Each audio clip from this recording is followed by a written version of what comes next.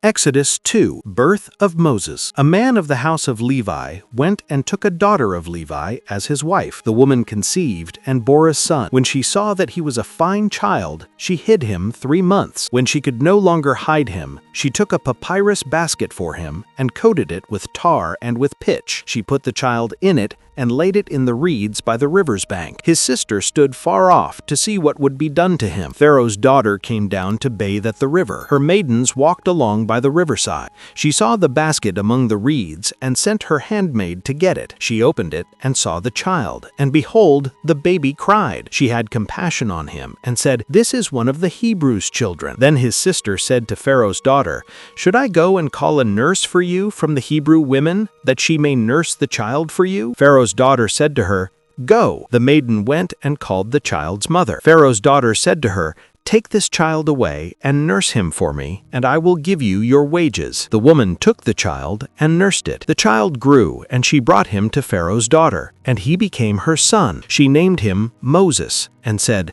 "Because I drew him out of the water." It happened in those days, when Moses had grown up, that he went out to his brothers and looked at their burdens. He saw an Egyptian striking a Hebrew, one of his brothers. He looked this way and that way, and when he saw that there was no one, he killed the Egyptian and hid him in the sand. He went out the second day, and behold, 2 men of the Hebrews were fighting with each other. He said to him who did the wrong, "Why do you strike your fellow?" He said, "Who made you a prince and judge over us? Do you plan to kill me as you killed the Egyptian?" Moses was afraid and said, "Surely this thing is known." Now when Pharaoh heard this thing, he sought to kill Moses. But Moses fled from the face of Pharaoh and lived in the land of Midian, and he sat down by a well. Now the priest of Midian had 7 daughters. They came and drew water and filled the troughs to water their father's flock. The shepherds came and drove them away. But Moses stood up and helped them and watered their flock. When they came to Reuel, their father, he said,